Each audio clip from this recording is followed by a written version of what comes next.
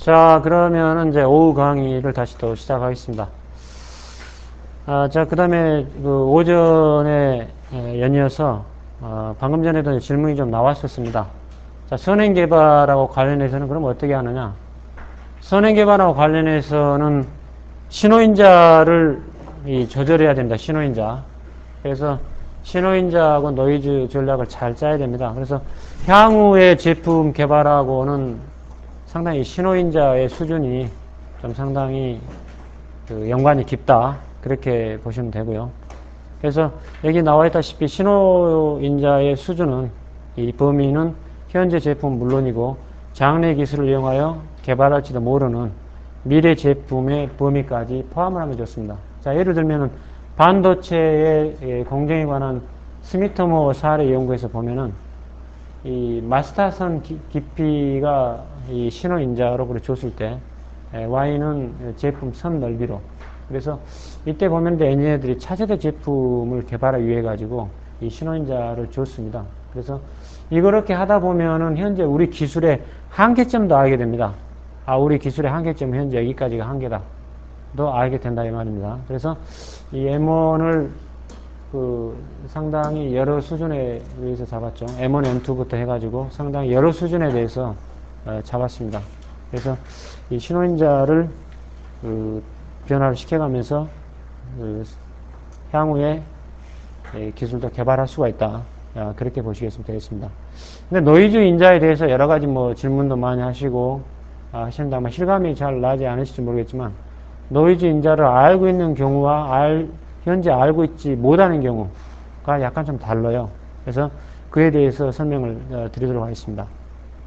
자, 일반적으로 노이즈 영향이 상대적으로 알려져 있을 경우는 뭐냐? 아주 좋죠. 노이즈 경향이 알려져 있다면. 그래서 아주 많은 그 중요한 노이즈 영향 중에 경향이 어느 정도 알려져 있다면은 다음 그림의 이제 프로 차트를 이용해서 설명을 합니다. 또한 컴퓨터 시뮬레이션이라면은 그 노이즈 조건을 외측 배열에다가 설정을 하게 됩니다. 외측 조건에다가. 그래서 자, 가령 예를 들면은 어떤 이 내측 배열에 인자를 배치를 하고 배치를 하고 실험을 진행하게 되겠는데, 이쪽 외측 배열에 이 컴퓨터 시뮬레이션이라면은 외측 배열에 노이즈 인자를 집어넣을 수가 있다 이거죠. 즉 R, S, W 세 가지 노이즈 인자가 있을 때 이것들을 집어넣게 되면은 인자를 그렇게 하면 되겠죠. 인자를 1, 2, 2 수준, 1, 2, 1, 2 수준, 1, 2, 2, 1 수준으로 해서 실험을 하시면 되겠습니다. 그래서 실험 1번은 이거하고 만나게끔, 즉 첫 번째는 노이즈 팩터 RSW가 있는데 그때 1수준끼리 했던 실험을 하게 되고, 두 번째 실험은 R은 1수준, S는 2수준, W는 2수준의 오차인자하고 만나는 그런 테스트를 하게 되고, 이러한 테스트를 시뮬레이션이라든지 이런 쪽을 통해서 할 수가 있겠습니다. 자, 그럼 이제 그 노이즈 영향이 좀 상대적으로 잘 알려져 있는 경우에 대해서 차트를 통해서 좀 설명을 드리도록 하겠습니다. 이건 생각을 해보시면 당연하다 하고 그렇게 아실 수 있는 내용이라고 보시겠습니다. 자, 사용할 지배적인 노이즈가 있느냐? 있습니다. 그러면은 자, 그럼 어느 노이즈가 중요하냐? 이렇게 이제 가겠죠. 자, 그 다음에 또 한 가지는 있는 경우에 그 노이즈를 방금처럼 외측 배열의 2, 3 수준을 사용해서 이렇게 사용할 수도 있고 그렇게 되겠습니다. 그래서 가능하면은 예를 들어서 직교표를 사용해서 그렇게 하면은 예비 실험을 시행하면은 좋습니다. 이것도 예비 실험을 방금 전에 제가 칠판에서 설명했던 것도 직교표를 이용해서 한 예가 되겠습니다. 그런데 지배적인 노이즈가 없다. 자, 그러면은 일단 지배적인 영향이 없으니까 일단 몇 개 노이즈 인자를 고려를 해서 진행을 하게 되겠습니다. 자, 그러면 경향을 알고 있으면은 조합을 하면 되는데, 모르는 경우는 결국은 이 경우도 어떤 풀 팩토리얼을 쓰든지 또는 작은 직계표를 써서 경향을 찾아내는 예비 실험을 수행해야 됩니다. 근데 이제 여기에서 노이즈 인자는 빠뜨리지 말고, 아까 침에도 보면은 포드라든지 후지 제록스 예를 보더라도 이 리스트를 전부 다 만들어 놨거든요. 이게 바로 이제 기술이거든요. 노이즈에 대해서의 러버스트하게 만드는 게 기술입니다. 그래서 브레인스토밍을 통해서 전부 리스트를 만들어 두고, 이 리스트 중에서도 가장 핵심적인 노이즈에 대해서 러버스트 디자인을 행할 수 있도록 그렇게 하시면 되겠습니다. 우선적으로는 직교별표에 노이즈를 배치를 시켜가지고 테스트를 하시면 되겠습니다. 외측 배열에 배치를 하셔가지고 하시기를 권해드립니다. 사례는 뒤쪽 편에 나와 있기 때문에 사례를 통해서 보시도록 하겠습니다. 자, 노이즈 전략에서 노이즈 전략 1은 이런 중요한 노이즈를 조합을 하는 겁니다. 조합. 그렇죠? 예를 들어서 체중계를 보겠습니다.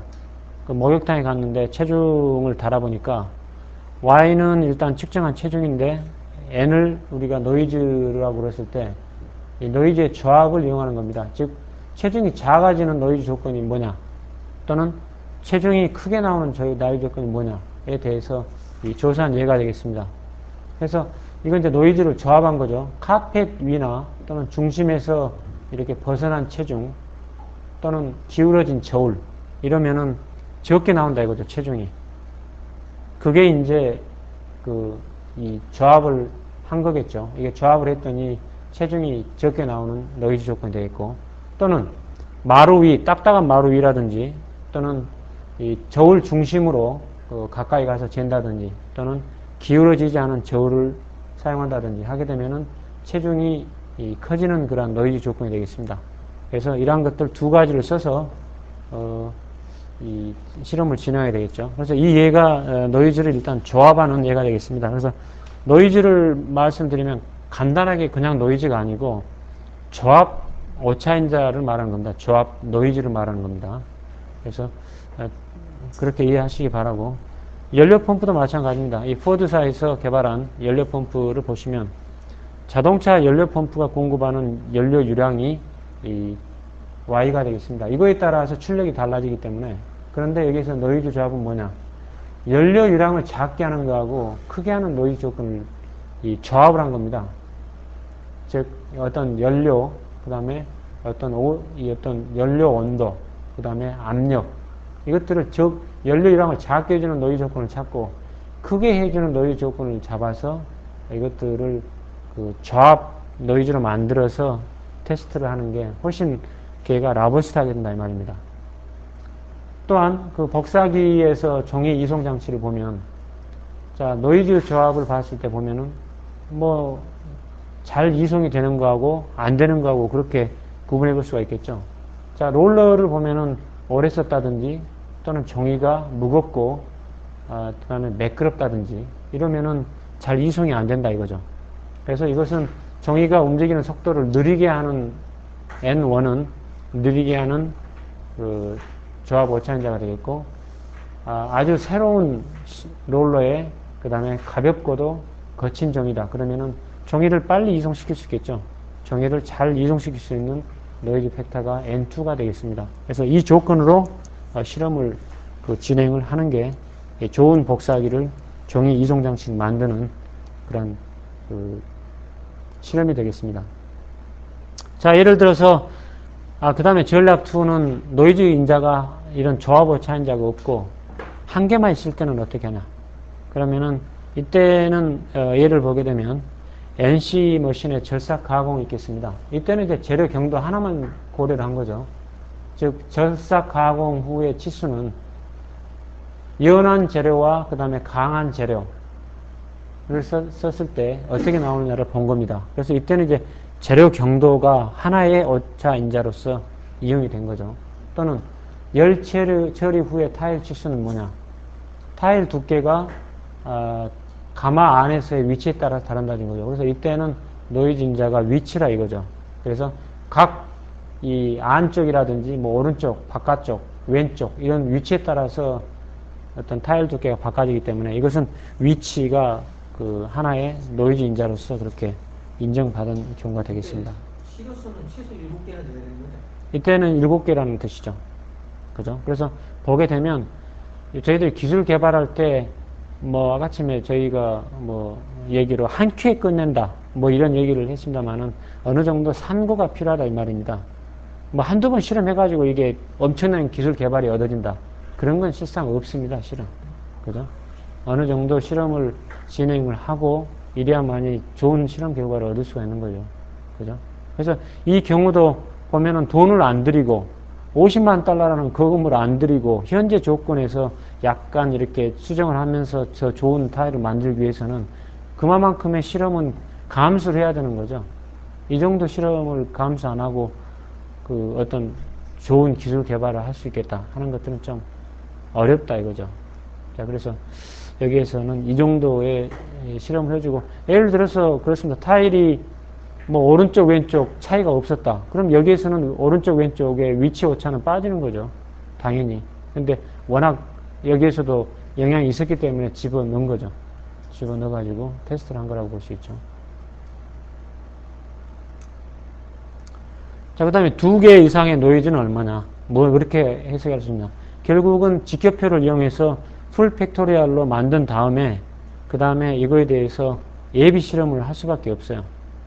즉 똑같지만 여기서도 복사하기 종이 이송 장치지만 약같이면은 롤러하고 종이의 표면 상태 그 다음에 이렇게 두 가지를 조합할 수도 있고 또는 더 복합 조합 인자를 써가지고 종이 무게라든지 또는 종이 표면 상태 또는 종이 롤러의 사용 정도를 해서 아까쯤에 방금 전에 앞에서 했었죠. 종이가 무거우면서도 그 다음에 이 가벼우면서도 매끄럽고 헌 롤러다. 그래서 뭐 빨리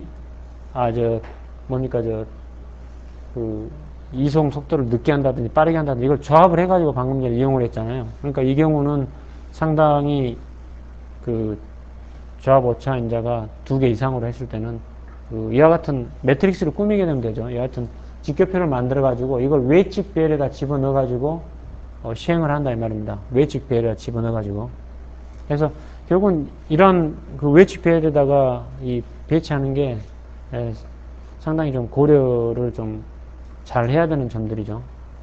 자, 그러면은 AT&T의 벨 랩에서 포토 리소그래피 예를 보면은 이 Y를 내는 데 있어 가지고 이 칩의 위치 간에 좀 차이가 있었죠. 가장자리냐 가운데 있었냐 또는 칩 내에서도 5포인트를 쟀었죠. 왼쪽이냐 오른쪽이냐 가운데냐 왼쪽 아래냐 오른쪽 아래냐로 이렇게 그 오차 인자를 줬단 말입니다. 아까쯤에 그 말씀드렸다시피 이런 것들은 어떤 것들을 할 수 있느냐. 그래서 일전에 말씀드렸던 제조 공정의 균일성이나 안정성에 대한 문제냐 또는 신뢰성에 대한 문제냐 이런 것에 따라서 각각 잴 수 있는 이런 포인트라든지 이런 것들에 대해서 좀 더 상세한 고려가 있어야 된다 이거죠. 그래서 이게 수율이 33%에서 87%로 올라가야 된 계기가 아닙니까? 그러니까 이걸 안 했기 때문에 그 미국의 AT&T 벨 연구소의 연구원들은 문제 해결이 안 된 거예요. 어떤 포인트 하나만 가지고 계속 재다 보니까 어쩔 때는 구멍이 크게 나오고 적게 나오고 안 된다 이거죠. 문제 해결이 안 된다 이거죠. 이런 조치를 안 했기 때문에. 그래서 다구 선생이 여기서 풀었던 문제는 뭐 어떤 군내 산포도 그렇고 어떤 예를 들어서 제품 간 산포도 고려를 하려면 어떻게 해야 되느냐 하는 그런 것들에 대해서 그 생각을 하셔가지고 문제를 풀었다고 볼 수가 있죠. 자, 그래서 이렇게 방금 전에 그 포토 리소그래피 그림을 보시면은 이와 같이 볼 수가 있죠. 그 가장자리하고 그 다음에 가운데에 분기 산포가 생기고 같은 칩 내에서도 이와 같이 위치에 따라서 산포가 생기기 때문에 두 군데를 오차인자로 잡아서 그렇게 진행을 해야만이 아주 좋은 결과를 얻을 수가 있다. 그 다음에 노이즈를 직격표에 할당을 하게 됩니다. 직격표에 할당을 해서 이것들을 외측 배열에다 할당을 하게 되죠. 자, 그래서 노이즈 조건을 방금처럼 외측 조건으로 해서 직격표를 만들어서 이와 같이 이 세 가지의 노이즈 임자 조건을 배치를 시켰습니다. 자, 그러면은 여기에서 보게 되면은 이 W1 조건, S1 조건, R의 1조건은 뭐냐? 그러면 앞에서 나왔습니다만은 무겁고 매끄러우면서도 헌 롤러를 써라 하는 그런 실험이 되겠죠. 이 실험은. 두 번째 실험은 뭐가 되겠느냐? R2 조건, S2 조건, W2 조건이라는 것은 가볍고 거친 종이와 헌 롤러를 써서 실험을 해라 하는 게 되겠습니다. 그래서 이와 같이 이 직교배열표에다 배치를 시켜가지고 실험하게 되면 뭐 잊어먹지도 않고 순서대로 진행을 해 나갈 수 있는 게 큰 장점이죠. 그 다음에 노이즈 인자를 모를 때는 그럼 어떻게 합니까? 자, 그러면은 경향을 알아봐야죠. AB 실험을 해야 된다 이 말입니다. 뭐 신은 없습니다. 노이즈 인자가 많은데 경향을 모른다면 AB 실험을 해봐야죠. 그죠? AB 실험을 해봐야 되는데 이럴 때 이제 상당히 이러한 시험에 L12 직교표가 많이 이용이 됩니다. 많이 이용이 되고 지금 최근에 일본 경향으로서는 아예 오차 인자 전체를 직교표로 만들어 버려요. 즉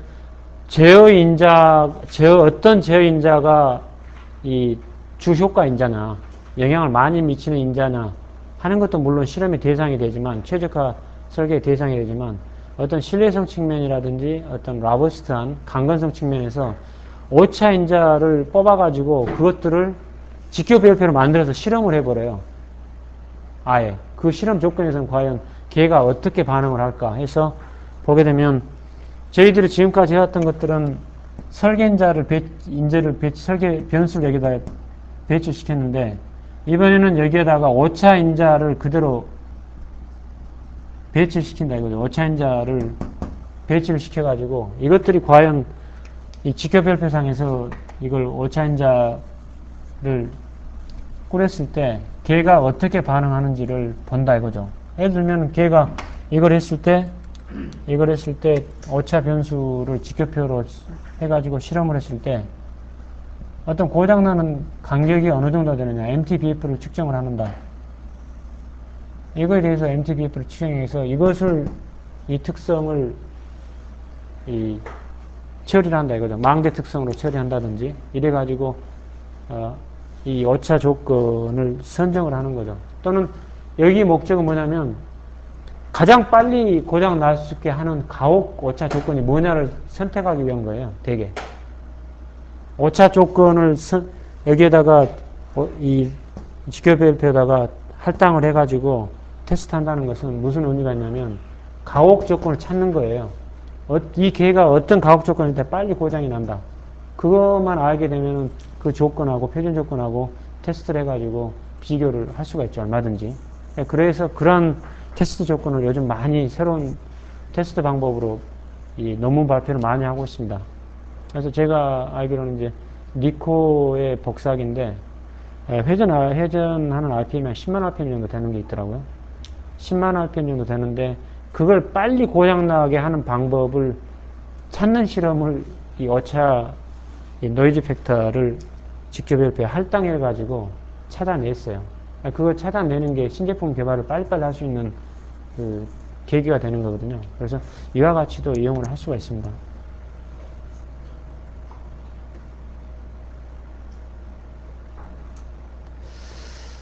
자, 그 다음에 이제 이건 뭐 여러 가지 질문하고도 관련이 있거든요. 그래서 제어인자와 수준 결정에 있어서는 일단 브레인스토밍을 하는 게 좋다.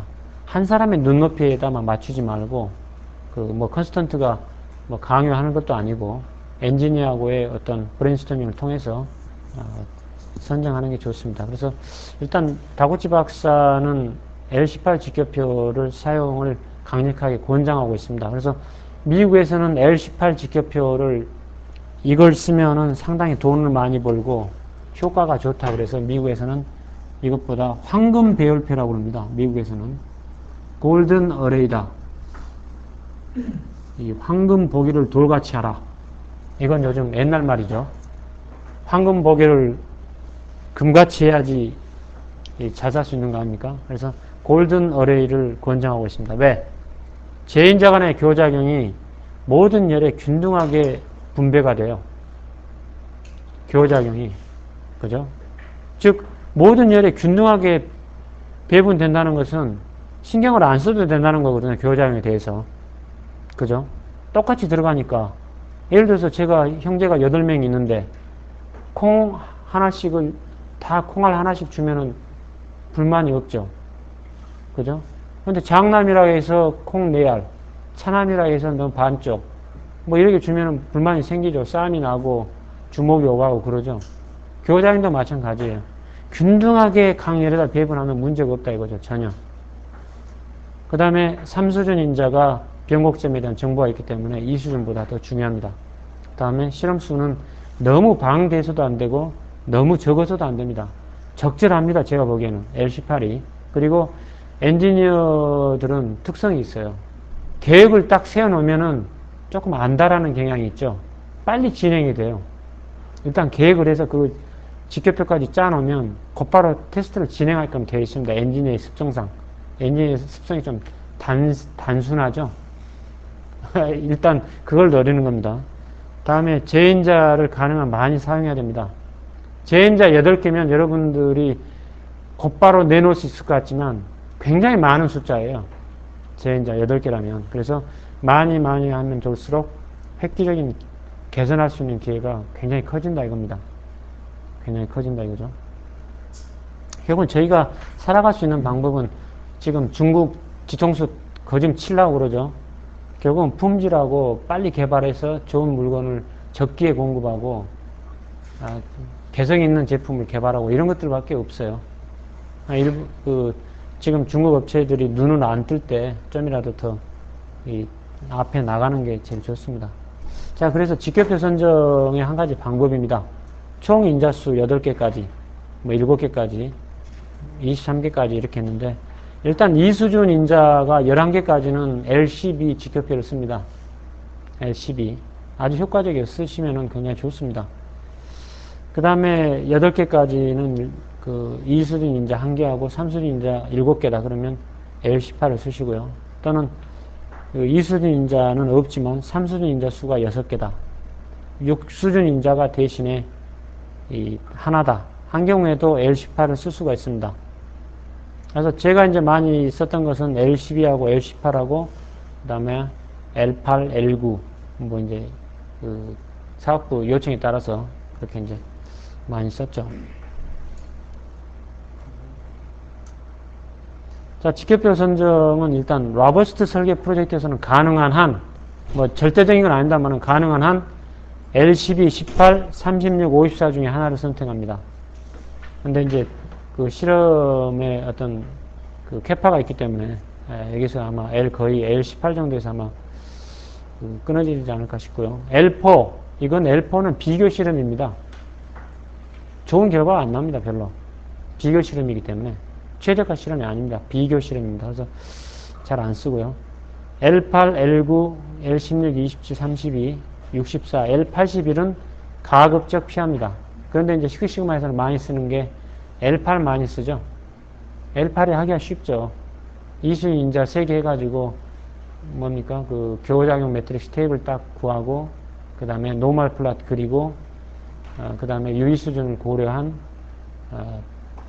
것들을 구하면 접근하기가 쉽다 이거죠. 그래서 L8을 많이 쓰는데 이 직교표들은 그 프랙셔널 팩토리얼 실험에서 요인 배치법에서 많이 쓰입니다. 그렇지만 로버스트 설계 프로젝트에서는 최선의 선택은 아닙니다. L12, L36, L54는 제어인자 간의 교작용에 대해서는 L18과 비슷한 성질을 가지고 있습니다. 즉 뭐냐면은 제어인자 간의 교작용이 생긴다 했을 때 각 열에 골고루 분포를 시킨다 이겁니다. 각 형제들한테 콩알 하나씩을 주기 때문에 전혀 신경을 안 써도 된다 이거예요. 교작용에 대해서는. 그래서도 처음 실험하시는 분, 그죠? 또는 교작용의 골머리를 앓고 계시는 분, 이런 분들은 이런 매트릭스를 쓰시기를 권해드립니다.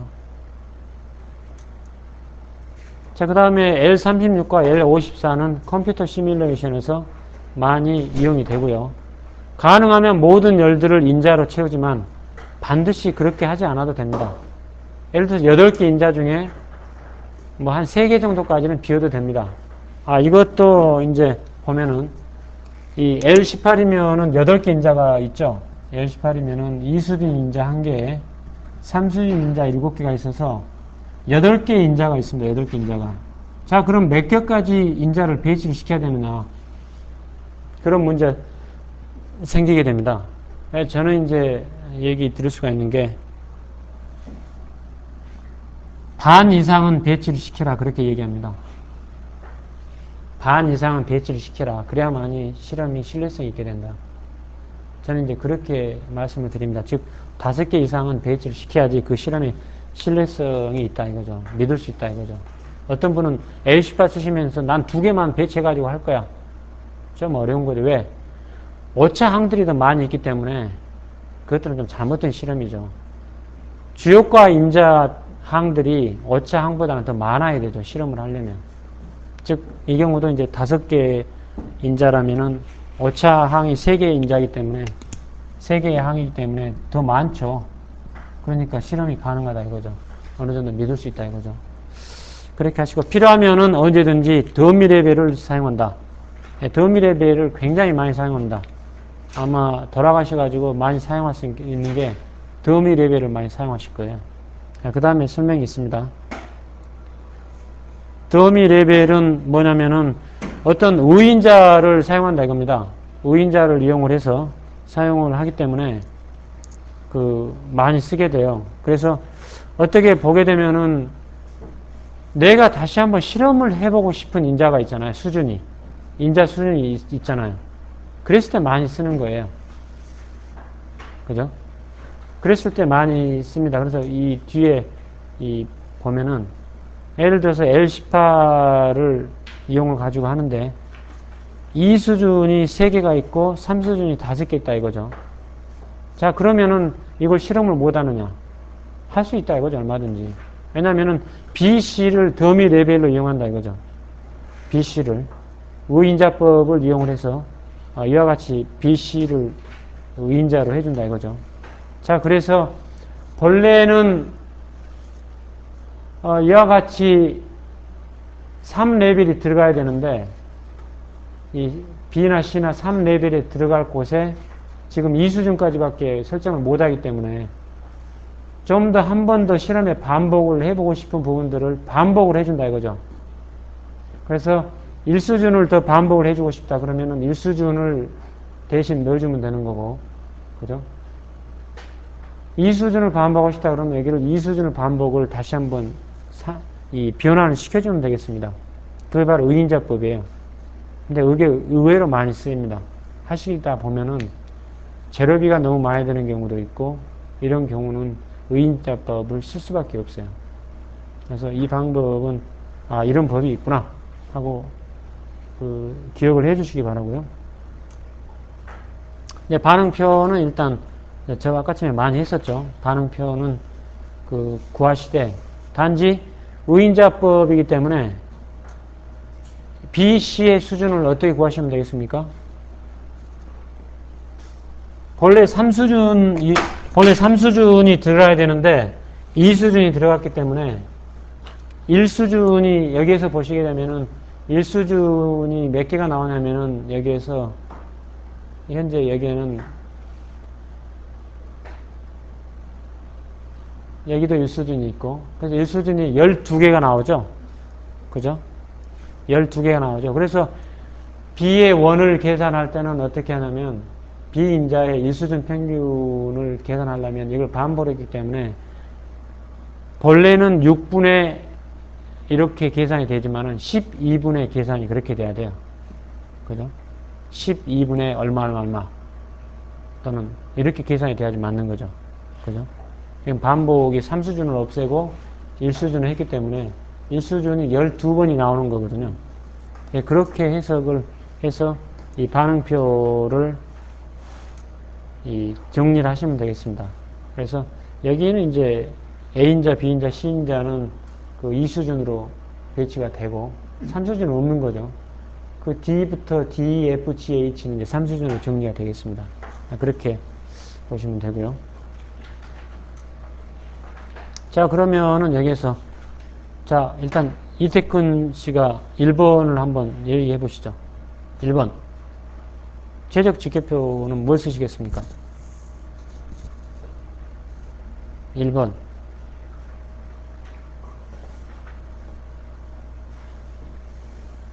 여기 뭐 2에 10, L12를 쓰면 돼요. L12. 그렇게 이제 보시면 된다 이거죠. 하시면은 자연히 아시게 좀 됩니다. 그 다음에 2번은 뭐 L18을 쓰지만 더미 레벨을 쓴다 이거죠. 방금 전에 배우신 것처럼. 더미 레벨, 즉 의인자법을 쓴다. 그렇게 보시면 되겠습니다. 그래서 뭐 연습을 간단히 해봤었고, 그 다음에 가장 적절한 직계표를 선정하시면 되고, 지금은 이건 이제 연습이지만 컴퓨터에서는 자동적으로 선정을 해주게 됩니다. 그래서 이제 전혀 두려움 없이 하실 수 있으니까 컴퓨터를 이용해 보시면 아주 쉽게 접근해 나갈 수가 있죠. 그 다음에 직계표를 실험하기 전에 어떤 노이즈 인자에 대해서 또는 신호 인자에 대해서 좀 더 확실하게 알고 넘어가야 되겠다 하는 경우는 한 번 더 예비 실험을 해보는 게 굉장히 좋죠. 이 어떤 재료가 마련이 되고 그 다음에 시간과 어떤 비용이 허락한다면 예비 실험을 해보시는 게 굉장히 좀 도움이 됩니다.